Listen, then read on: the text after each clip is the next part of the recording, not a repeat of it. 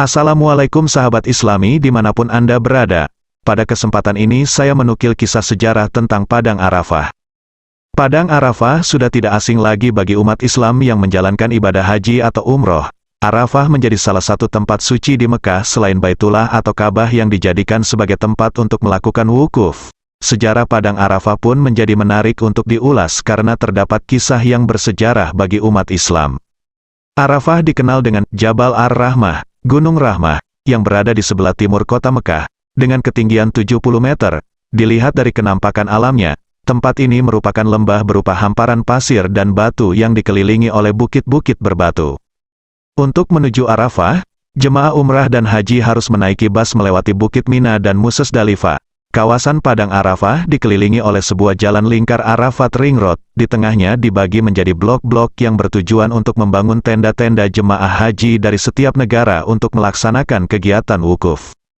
Arafah yang diperkirakan berjarak sejauh 21 km dari kota Mekah dengan luas sebesar 8 km persegi ini, menyimpan banyak sejarah. Tempat ini menjadi tempat berpisah Adam alaihissalam dan Hawa diturunkan dari surga. Hal ini sesuai dengan firman Allah Subhanahu wa Ta'ala yang artinya, "Turunlah kamu berdua dari surga bersama-sama, sebagian kamu menjadi musuh bagi sebagian yang lain.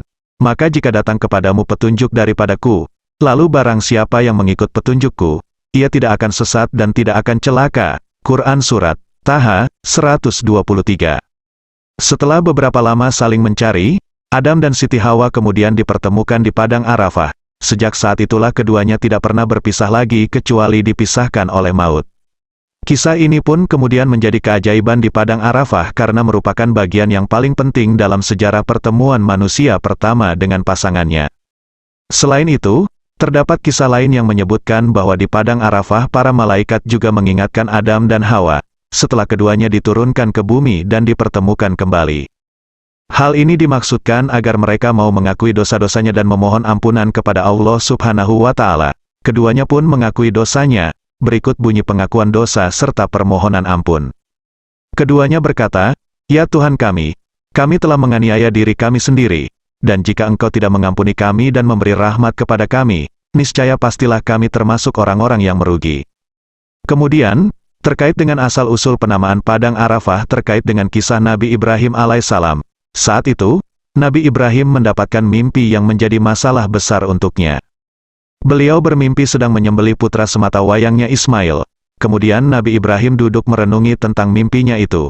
Dia meyakinkan kepada dirinya sendiri apakah mimpi itu benar dari Allah Subhanahu wa Ta'ala atau datang dari jin. Setelah beberapa saat merenungi, Nabi Ibrahim meyakini bahwa mimpi itu benar datang dari Allah Subhanahu wa Ta'ala. Dan ketika itu, ia harus menyembelih putranya sehingga ia menamakan tempat itu dengan Arafah. Karena itu, hari Arafah dinamakan pula hari dengan tarwiyah, renungan. Sementara pada zaman Nabi Muhammad SAW, tempat ini dijadikan sebagai salah satu lokasi rukun dalam melakukan ibadah haji. Setiap tanggal 9 Zulhijjah, para jamaah haji akan mendatangi Padang Arafah dan berdiam diri di sana. Dimulai dari matahari sudah tergelincir di tengah hari sampai dengan terbitnya fajar di 10 Zulhijjah. Demikian sekilas kisah sejarah tentang Padang Arafah. Terima kasih sudah menonton.